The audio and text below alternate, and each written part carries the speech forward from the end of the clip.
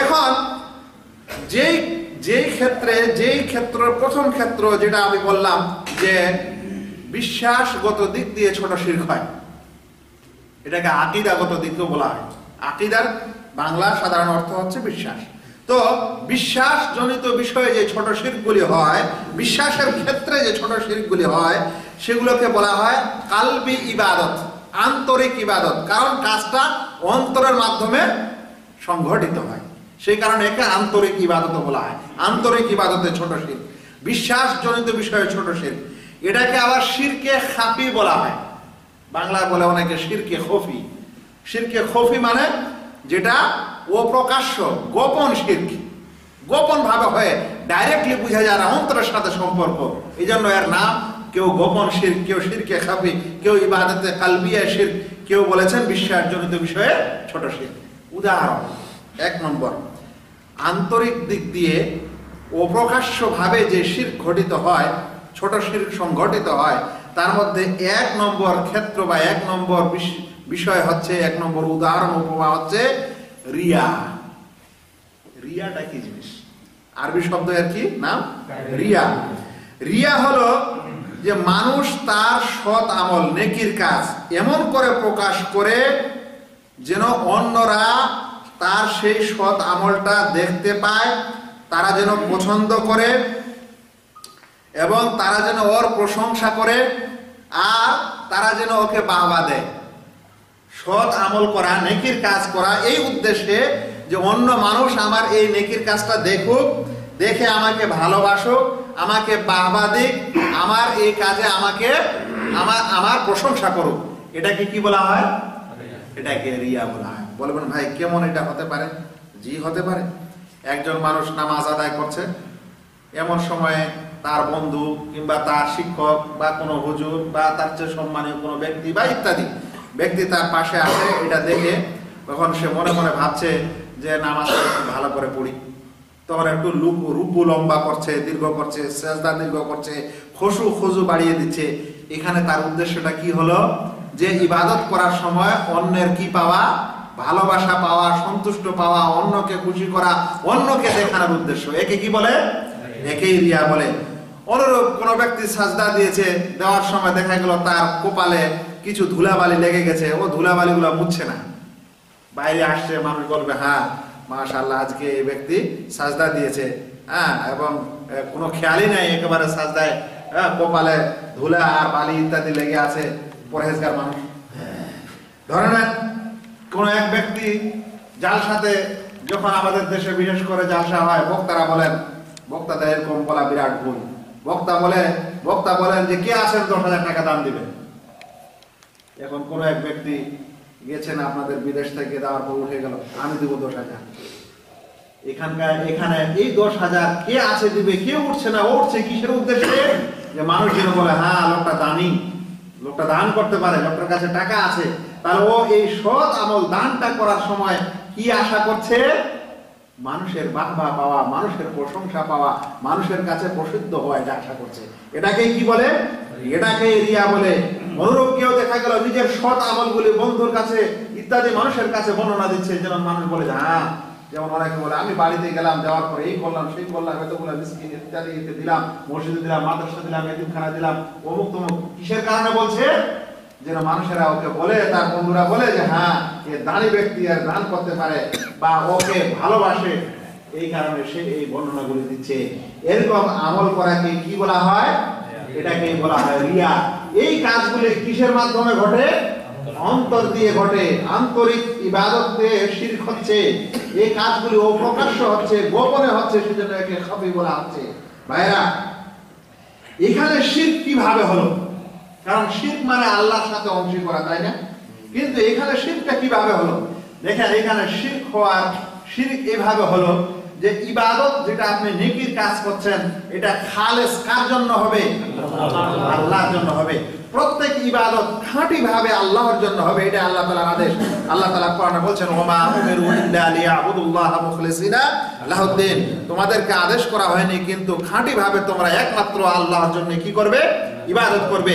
এখন নামাজ পড়া হোক, আপনার রোজা করা হোক, আপনার দান করা হোক, আপনার আরো ইত্যাদি সৎ কাজ হোক, এই সৎ কাজটা একমাত্র কার জন্য করবেন? আল্লাহর জন্য করবেন।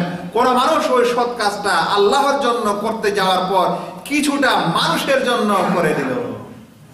কেমন মানুষের জন্য করে দিল? মানুষের বাহবা পাওয়ার জন্য, মানুষের কাছে প্রশংসা পাওয়ার জন্য, মানুষের কাছে প্রসিদ্ধ হওয়ার জন্য, ভালো হওয়ার জন্য। তাহলে খাঁটি ভাবে কি আল্লাহর জন্য হলো? তাহলে এখানে আল্লাহ তাআলার সাথে কি করে দিল?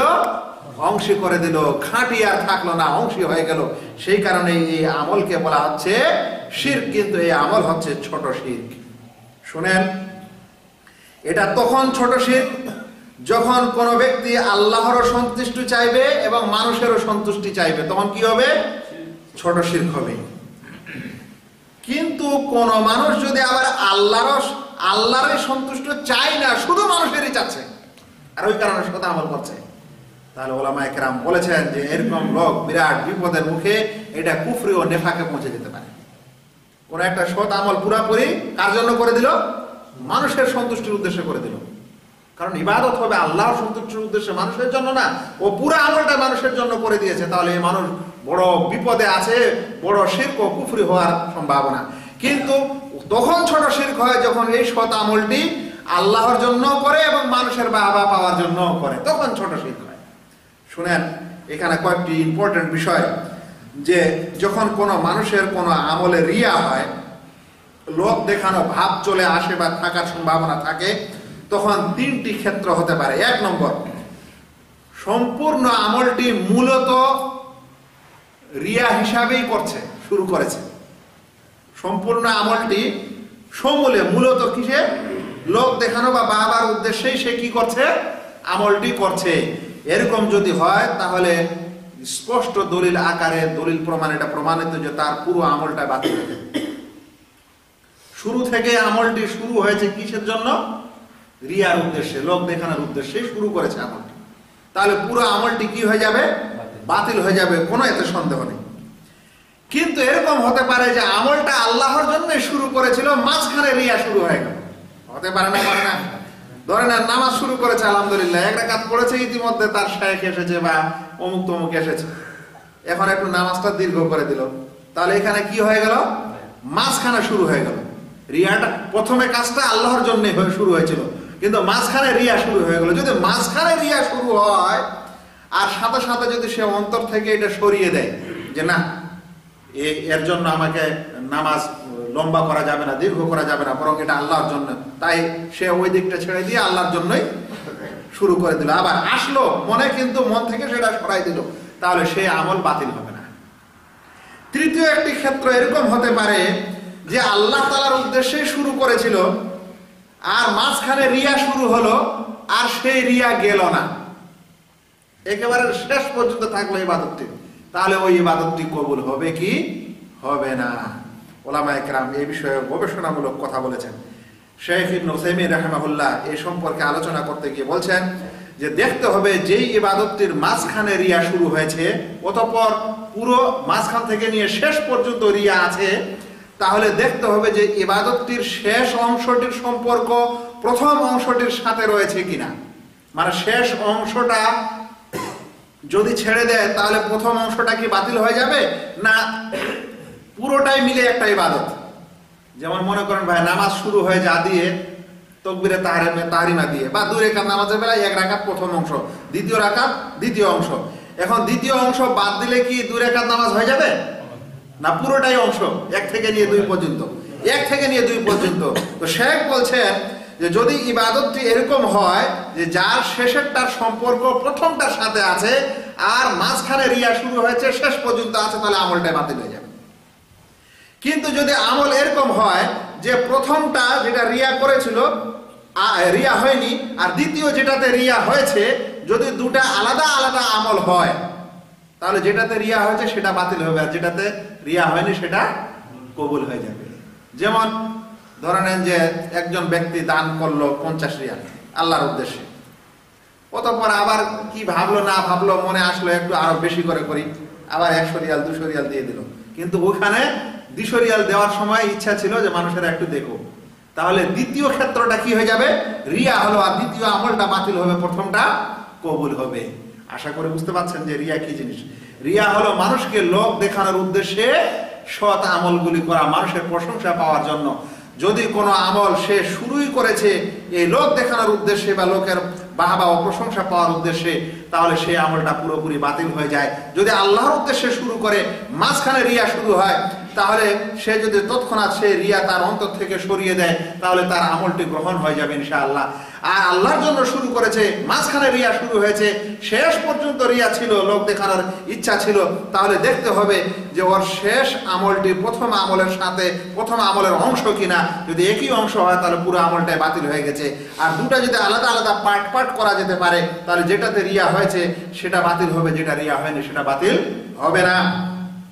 শুনেন, প্রিয় নবী মুহাম্মদ মুস্তাফা সাল্লাল্লাহু আলাইহি সাল্লাম এই রিয়ার সম্পর্কে বলছেন, ইন্না আখওয়াফা মা আখাফু আলাইকুম আশ-শিরকাল আসগার, আমি তোমাদের মাঝে সবচেয়ে বড় বিষয়ের যেটি ভয় পাচ্ছি সেটি হচ্ছে ছোট শিরক। কালু আমা শিরকুল আসগার ইয়া রাসূলুল্লাহ, সাহাবায়ে কেরাম জিজ্ঞাসা করলেন, আল্লাহ রাসূল ছোট শিরক কি? আল্লাহ রাসূল বলছেন, কালা আর রিয়া, ছোট শিরক হচ্ছে রিয়া। ইয়াকুলুল্লাহু আযজা ওয়া জাল্লা লাহুম ইয়াওমাল কিয়ামাহ, তাদেরকে আল্লাহ রাব্বুল আলামিন কিয়ামতের দিনে বলবেন, রিয়াকারীদের কিয়ামতের দিনে বলবেন, যারা লোকের বাহবা পাওয়ার উদ্দেশ্যে প্রশংসা পাওয়ার উদ্দেশ্যে ইবাদত করেছে আল্লাহর সাথে সাথে, ওদেরকে আল্লাহ রাব্বুল আলামিন কিয়ামতের দিনে বলবেন, ইদা জাযান নাস বিআমালিহিম, যখন লোকদেরকে তাদের আমলের বদলা দিয়ে দিবেন, দেওয়া শেষ হয়ে যাবে, শেষে বাকি থাকবে এই রিয়াকারীরা। কি হবে? আল্লাহ তাআলা তাদেরকে বলবেন, ইযহাবু ইলাল্লাযিনা কুনতুম তুরাউনা ফিদ দুনিয়া, তোমরা দুনিয়াতে যাদেরকে দেখানোর উদ্দেশ্যে আমল করতে ওদের কাছে যাও।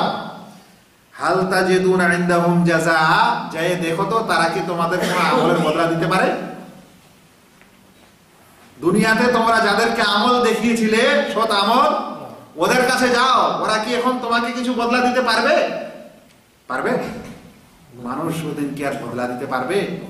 তাহলে কি বোঝা যাচ্ছে? হাদিসটিকে ইমাম আহমদ বর্ণনা করেছেন, বাগাবি 4135 নম্বর বর্ণনা করেছেন, সানাদ হাসান। তাহলে বোঝা যাচ্ছে যে যারা মানুষের বাহবা পাওয়ার উদ্দেশ্যে এরকম রিয়া করে আর ইবাদত করে, ইবাদতে রিয়া করে, ওই সকল ব্যক্তির কোনোই লাভ হবে না, ওই আমল তার বাতিল হয়ে যাবে। আল্লাহ যেন আমাদেরকে হেফাজত করেন।